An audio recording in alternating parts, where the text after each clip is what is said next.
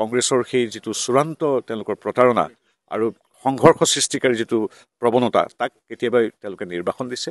বৰভূমিতে দেখিব গৌৰৱ গগৈ যাত্ৰা কিদৰে আচলতে কি এইটো সংবাদ মাধ্যম সৃষ্ট, তেওঁলোকৰ ছ'চিয়েল মিডিয়া সৃষ্ট নে জনতাৰ আশীৰ্বাদ পুষ্ট।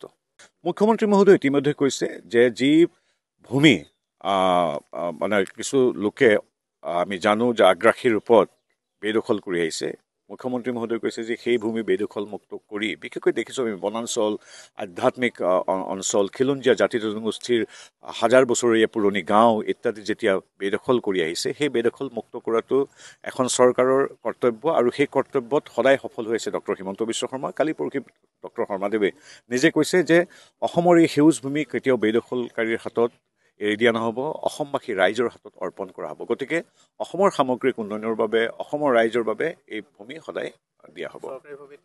কোনোবাই যদি তাত কিবা বেআইনীভাৱে কৰিছে নিশ্চয় উচ্ছেদ হ'ব। ডক্টৰ হিমন্ত বিশ্ব শৰ্মাদেৱ তথা এইখন চৰকাৰ যথেষ্ট কঠোৰ আৰু জনজাতীয় এনেকৈ অঞ্চলসমূহ, বনাঞ্চলসমূহ, সংৰক্ষিত অঞ্চলসমূহ বেদখল কৰাটো কোনো মানুহে নিবিচাৰে। আমাৰ শুভেচ্ছা আছে, প্ৰত্যেক দলৰ সদস্যসকলেতো ভাবেই যে কিবা হ'ব বুলি, কিন্তু এতিয়া আপোনালোকে যদি আপুনি দেখিবই বড়ো ভূমিৰ নিৰ্বাচনত খিলঞ্জীয়া ভূমিপুত্ৰ বড়োসকলৰ তাত তেওঁলোককতো সদায় আঁতৰাই ৰখা হয়, কাৰণ তেখেতসকলৰ দিনতে সৰ্বাধিক গোষ্ঠীগত সংঘৰ্ষ হৈছিল, তেখেতসকলৰ দিনত সাম্প্ৰদায়িক সংঘৰ্ষ হৈছিল। গতিকে সেই সাম্প্ৰদায়িক সংঘৰ্ষ, গোষ্ঠীগত সংঘৰ্ষ, ভায়ে ভায়ে কাজিয়া, ঘৰ দুৱাৰ জ্বলাই দিয়া, মানুহ শৰণাৰ্থী শিবিৰত থাকিবলগীয়া অৱস্থাটো কংগ্ৰেছে সৃষ্টি কৰিছিল। গতিকে সেই কংগ্ৰেছক শত যোজন দূৰত খিলঞ্জীয়া ভূমিপুত্ৰসকলে ইতিমধ্যে নিক্ষেপ কৰিছে আৰু সেইকাৰণে কেৱল বৰভূমি নহয়, তিৱা, ৰাভা, সোণোৱাল কছাৰী, ঠেঙাল কছাৰী, কাৰ্বি, ডিমাচা, প্ৰতিটো মিচিং, প্ৰতিটো জাতি জনগোষ্ঠীৰ পাৰিষদীয় নিৰ্বাচনত ভূমিপুত্ৰসকলে সদায় বিজেপিৰ সৈতে থিয় দিছে আৰু কংগ্ৰেছৰ সেই যিটো চূড়ান্ত তেওঁলোকৰ প্ৰতাৰণা আৰু সংঘৰ্ষ সৃষ্টিকাৰী যিটো প্ৰৱণতা তাক কেতিয়াবাই তেওঁলোকে নিৰ্বাসন দিছে। বৰভূমিতে দেখিব গৌৰৱ গগৈ যাত্ৰা কিদৰে আচলতে কি এইটো সংবাদ মাধ্যম সৃষ্ট, তেওঁলোকৰ ছ'চিয়েল মিডিয়া সৃষ্ট নে জনতাৰ আশীৰ্বাদ পুষ্ট। এই সময়ত মোৰ বিশেষ একো ক'বলগীয়া নাই। আমাৰ সমাজৰ প্ৰতিটো পৰ্যায়ৰ লোকে বিভিন্ন ব্যৱসায় বাণিজ্য, কৃষি কৰ্ম ইত্যাদি কৰে। গতিকে বিস্তাৰিতভাৱে নজনাকৈ মই ইয়াত কমেণ্ট দিয়াটো ভুল হ'ব।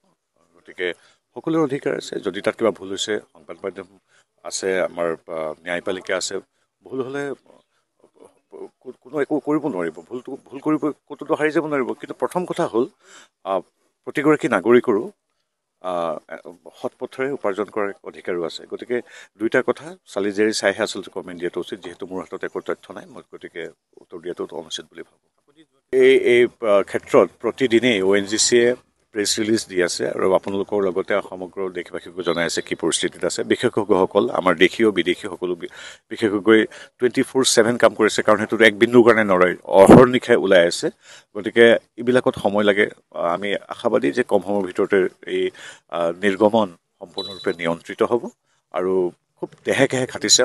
আমাৰ স্থানীয় ৰাইজে সহযোগ কৰিছে আৰু স্থানীয় প্ৰশাসনে সহযোগ কৰিছে, ONGC কৰ্তৃপক্ষৰ বিশেষজ্ঞসকল আৰু বিদেশৰ বিশেষজ্ঞসকল সকলোৱে মিলি কাম কৰিছে। আমি আশাবাদী পূৰ্বতে যিদৰে পৃথিৱীৰ বিভিন্ন প্ৰান্তত এনে দুৰ্ঘটনা ঘটে আৰু সফল হয়, গতিকে আমি ভাবোঁ যে আমি সফল হ'ম।